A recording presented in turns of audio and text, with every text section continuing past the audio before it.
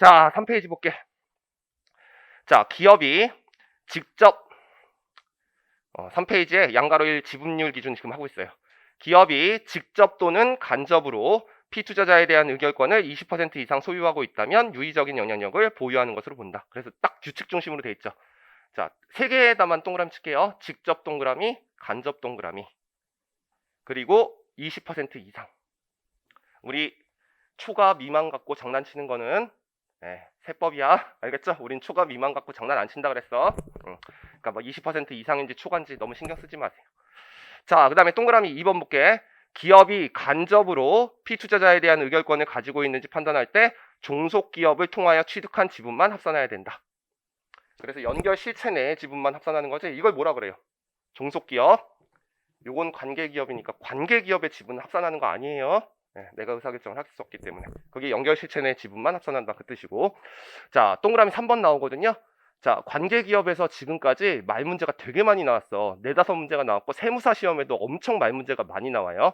근데 동그라미 3번 갖고 장난 제일 많이 쳐요. 틀린 문장으로. 그래서 별표 쳐놓고, 자, 다른 투자자가 해당 피투자의 주식을 상당 부분 또는 과반수 이상을 소유하고 있다고 하여도 기업이 피투자자에 대해서 유의적인 영향력을 보유하고 있다는 것을 반드시 배제하는 것은 아니다. 여러분들이 어떤 기업의 주식을 80%를 갖고 있는 상태인데 나머지 20%는 상장을 시켜가지고 다른 주주들이 갖고 있다가 어떤 한 사람이 계속 주식을 내 걸 사고 있는 거야. 그래서 그 사람이 20%를 취득했어. 내가 80% 갖고 있을 때. 그래서 그 사람 무시하고 여러분들 의사결정 할 수 있어요? 그건 안 되죠. 어느 정도는 그 사람 대우해줘야 될 거 아니야. 그러니까 지금 이 말은 무슨 말이냐면 내가 B회사의 지분을 30% 갖고 있는데 다른 주식들이 분산이 돼 있어. 그러면 유의적인 영향력을 가지고 있는 걸로 볼 수 있는데 요 C의 주식에 B의 주식에 어떤 C라는 회사가 70%를 갖고 있다는 거야. 그러면 얘가 지배력을 갖고 있으니까 얘가 의사결정 다 할 거다. 그러니까 얘는 유의적인 영향력이 없는 거다. 이렇게 판단하는 게 아니죠. 내가 30%라도 보유하고 있으면 이사회 구성원 중에 한 명은 내 사람이고 의사결정할 때 이 사람은 이 사람한테 허락을 받아야 돼. 그렇죠? 그러니까 다른 사람이 지배력을 갖고 있더라도 유의적인 영향력이 있는 것으로 보고 지분법을 적용해야 됩니다. 그 뜻이에요. 그래서 요거 시험 문제 나올 때 다른 투자자가 상당 부분 또는 과반수 이상을 소유하고 있으면 기업이 피투자자에 대해서 유의적인 영향력을 보유하고 있다는 것을 배제하여야 한다. 이런 식으로 해서 오답 문제로 상당히 많이 나왔고 그 다음에 반드시 배제하는 것은 아니다. 정답 문제로도 많이 나왔고 오답도 많이 나왔고 정답도 많이 나온 문제야. 이 문장은 기억하셔야 돼. 자, 그 다음에 두 번째. 자, 연결에서도 이런 거 배웠죠? 우리 지분이 과반수를 가지고 있지 않더라도 연결하는 경우가 있었고 지분이 과반수 이상이더라도 연결을 안 하는 경우가 있었어. 기억나요? 그래서 우리가 원칙 중심 회계 처리라고 했잖아. 지분이 과반수 이상인데 연결 안 하는 경우는 뭐야? 회사가 망해갈 때. 그래서 법원에서 파산관제인이나 채권자 보냈을 때 기억나죠?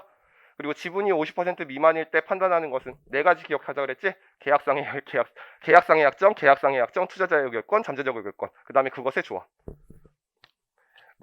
이 사람들 모른 척하고. 그거 배웠죠? 그거랑 비슷한 조건들이 좀 있어요. 실질 판단 기준. 자, 실질 판단 기준. 그래서 이거는 뭐냐면 20% 미만으로 보유하고 있어. 내가 15% 보유하고 있으면 이걸로 판단하면 지분법 적용하면 안 되죠. 유의적인 영향력이 없다는 걸로 보는데 다음에 5가지 사항에 해당하면 15% 보유하더라도 우리가 지분법을 적용해야 될 때가 있어. 알겠죠? 그러니까 이거는 원칙 중심의 회계 처리를 조금 넣어놓은 거네. 그러니까 연결과 다른 거야. 연결은 원칙 중심을 써놓고 예외를 써놓은 거고 이거는 규칙 중심으로 만들어 놓고 규칙 중심의 예외를 5가지 만들어 놓은 거야. 그러니까 이게 훨씬 쉬운 거야. 옛날에 연결이 이렇게 돼 있었어. 그래서 여기 5가지가 있어요. 시험에 나온 적은 없어요. 그러니까 장난친 적은 없는데 혹시 모르니까 설명할게. 자, 그래서 기업이 다음 중 하나 이상에 해당하는 경우에는 의결권이 20% 소유하고 있는지 여부와 관계없이 유의적인 영향력을 보유한다는 것이 입증된다라고 돼 있죠. 자, 다시 한번 소련만 읽어보세요. 이 뜻은 뭐야? 다음 중 하나 이상에 해당하면 20% 미만 주식을 보유하더라도 지분법 적용해야 된다. 그 말과 똑같은 거지. 그렇죠? 그래서 내가 한 15% 갖고 있는데 동그라미 1번. 이사회나 이에 준하는 의사결정기구에 참여. 내가 15% 갖고 있는데 이사회 구성원이 3명인데 그 중에 1명이 내 사람이야. 15%임에도 불구하고. 그러면 지분법 적용해야 됩니다. 이거 알겠죠?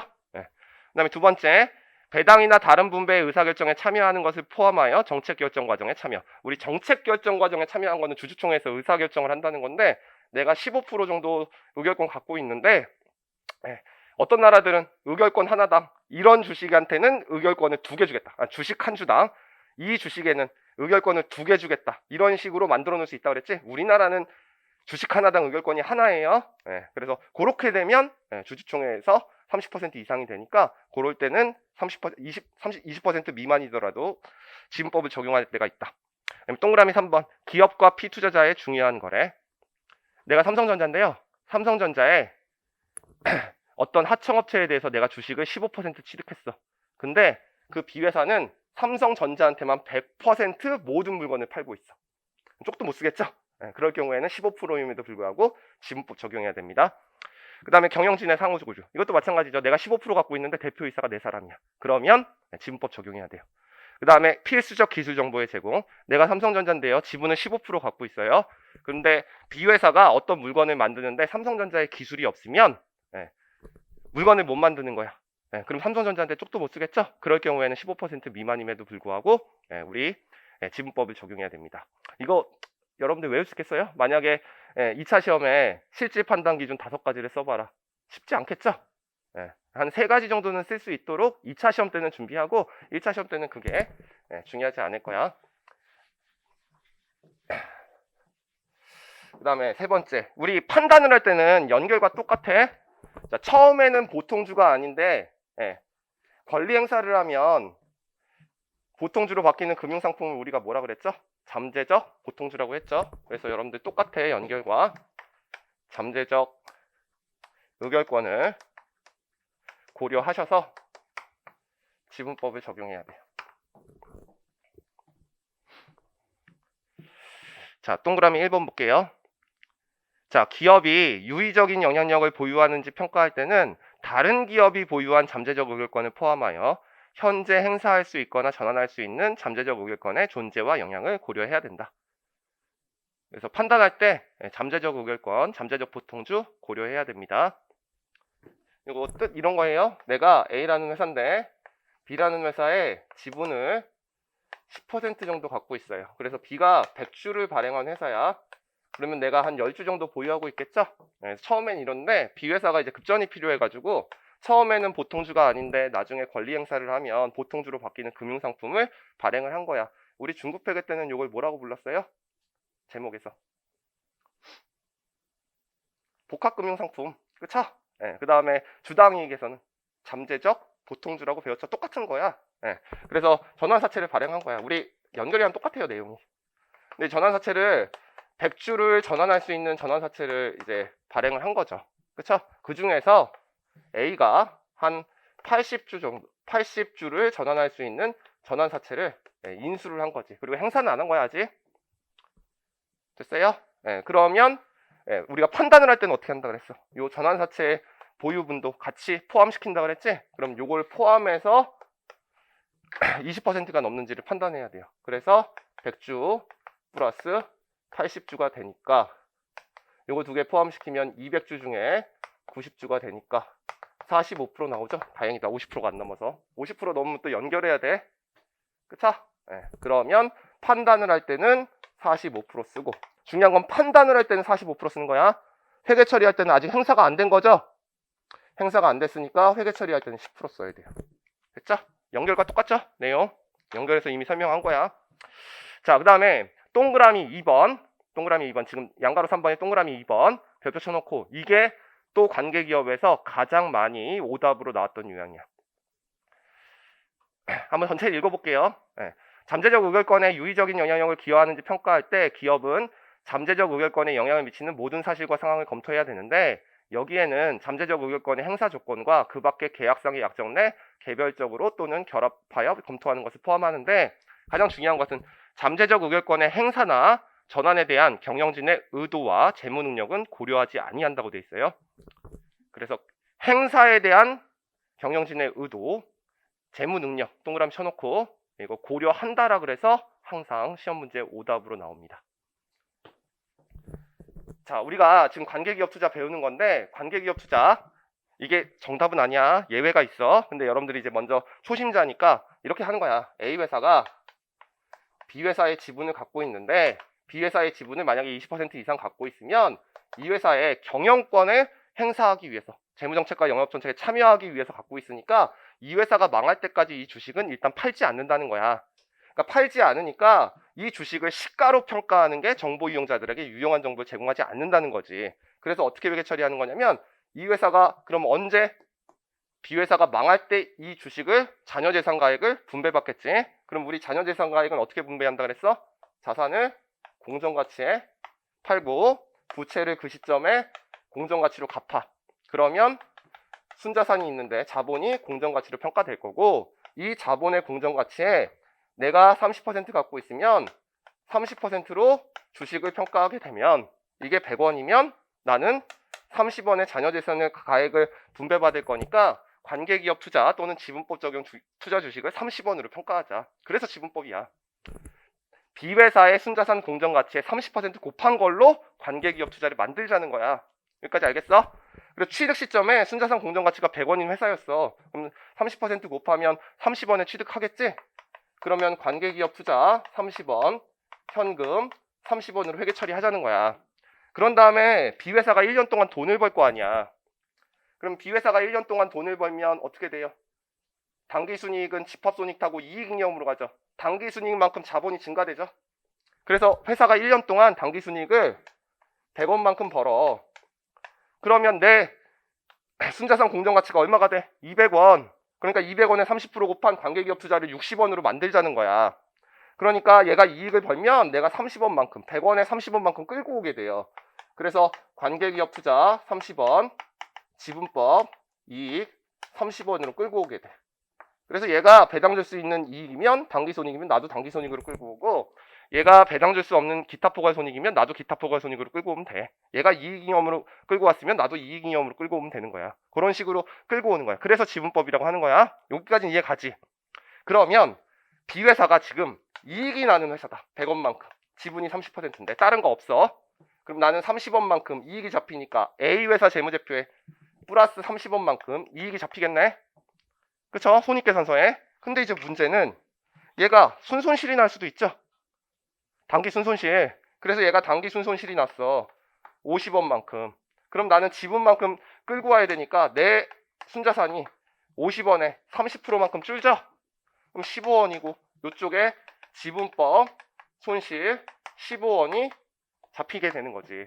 그러니까 얘가 이익 나는 회사면 나의 재무제표에 이익이 잡히고 얘가 손실 나는 회사면 나는 30%만큼 손실이 잡히게 돼. 그러면 나한테 유리한 회계 처리를 하려면 이러면 되지. 내가 지금 이 상황이야. 이 상황. 얘가 이익 나고 있어. 그럼 나는 10%만큼, 이 10%야. 판단을 할 때는 45%지만 지금 지분은 10%이기 때문에 10%로 회계 처리해야 돼. 그쵸? 네, 그럼 10%만큼 끌고 올 수 있으니까 얘가 100원만큼 벌었으면 나는 10원만큼 이익이 생기겠네? 그럼 나는 뭐라 그러는 거야? 전환사채나 신주인수권자체 행사할게요. 그리고 지분법 적용하면 되는 거지. 근데 얘가 손실이 나는 상황이야. 그럼 이러면 되지. 나 이거 행사 안 할 거야. 그럼 손실 안 끌고 오잖아. 그러면 이익을 조작할 수 있겠네. 알겠죠? 그래서 이런 잠재적 보통주는 무조건 행사된다고 가정하고 포함시켜야 돼. 판단할 때. 이거 알겠죠? 연결이랑 똑같네. 네, 여러분들 이 문장 연결해서 있었거든요. 네. 자, 그 다음에 뭐가 나와요? 4번 유의적인 영향력의 성씨. 자, 연결과 내용 똑같은 거는 밑줄만 쳐주고 갈 거야. 자, 저부터 먼저 보세요. 자, 내가 30% 갖고 있어서 지분법 적용했어. 그럼 이걸 유의적인 영향력을 상실하려면 지분이 20% 이상 미만으로 내려가면 되는 거죠. 그럼 내려갈 수 있는 상황은 실제로는 여러분들 한 개만 생각하면 되지. 뭐야? 30%가 있는데 20% 미만 가려면 10% 이상 처분하면 되는 거지. 그래서 그때 지분법 적용 그만두면 되겠네. 첫 번째, 보유 지분 처분했을 때. 그쵸? 두 번째, 이런 경우도 있겠죠. 내가 30% 갖고 있어. 근데 B회사가 지금 망해가고 있어. 그래서 기업 구조조정 절차에 들어갔어. 그래서 살리기로 한 거야. 망했으면 끝난 거야. 그냥 회사 없어지니까 지분법 적용 끝나는 거야. 살리기로 했어. 근데 산업은행이 지분을 갖고 있어서 산업은행 또는 법원에서 파산관제인 보냈어. 그럼 나는 경영정책 이제 쓸 수 없다 그랬지? 그쵸? 그럼 보유 지분이 처분되지 않더라도 유의적인 영향력 상실할 수 있습니다. 세 번째, 계약상의 약정이야. 이런 경우가 있는 거야. A 회사가 B 회사의 지분을 15% 갖고 있는데 A 회사의 자회사 중에서 투신사가 있는 거야. 삼성투신. 그래서 얘가 돈이 들어올 때마다 이 주식을 샀어. 그래서 10%를 갖고 있는데 이 의결권은 행사하려고 갖고 있는 거 아니라 그랬지? 그래서 이 기업을 우리가 연결해서는 뭐라 그랬어? 투자기업. 그래서 투자기업은 매도 목적으로 갖고 있으니까 당기손익 공정가치 측정 금융자산으로 회계 처리하는데 얘가 얘한테 계약상에 위임할 수 있다 그랬지, 의결권을. 그럼 판단할 때는 25% 쓰고 그래서 지분법 적용하고 쓰고 있었는데 이 위임이 3년이 지나서 깨진 거야. 그러면 나는 보유 지분 처분하지 않았는데 25%에서 15%로 바뀌었으니까 지분법 적용 안 해도 되겠네. 자, 이 세 개는 어디서 있었어? 연결. 내용 똑같아. 알겠어? 네, 그런 게 있었어. 그래서 우리 처분 배웠잖아. 5장에서 지배력을 유지할 때랑 지배력을 유지하지 않을 때 그때 지배력의 상실과 내용 똑같아요. 네, 그래서 밑줄 쳐줄게.